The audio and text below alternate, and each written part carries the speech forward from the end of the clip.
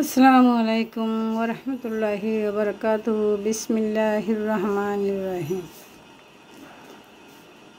আল্লাহ পাক কোরআন শরীফে বলেন, হাল ইয়াস্তাবিল লাযিনা ইয়ালামুনা ওয়াল লাযিনা লা ইয়ালামুন। মূর্খরা কি জ্ঞানীদের সমকক্ষ হতে পারে? যাহারা জানে তাহারা আলেম, আর যাহারা জানে না তাহারা মূর্খ। হাল ইয়াস্তাবিল আমা ওয়াল বাসির।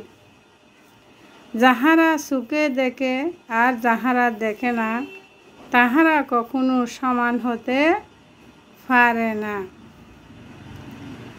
ইন্নামা ইয়াতাযাক্কারু উলুল আলবাব।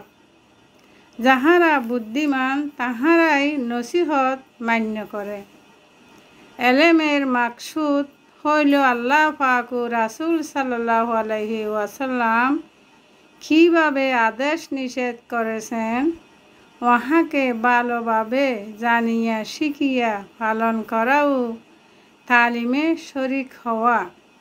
এতটুকু দ্বীনি এলেম শিখিতে হইবে যেন জায়েজ নাজায়েজের জ্ঞান হইয়া যায় এবং শরীয়তের হুকুমগুলো পালন করিতে কোনো বাধা না থাকে। সুবহানাল্লাহ।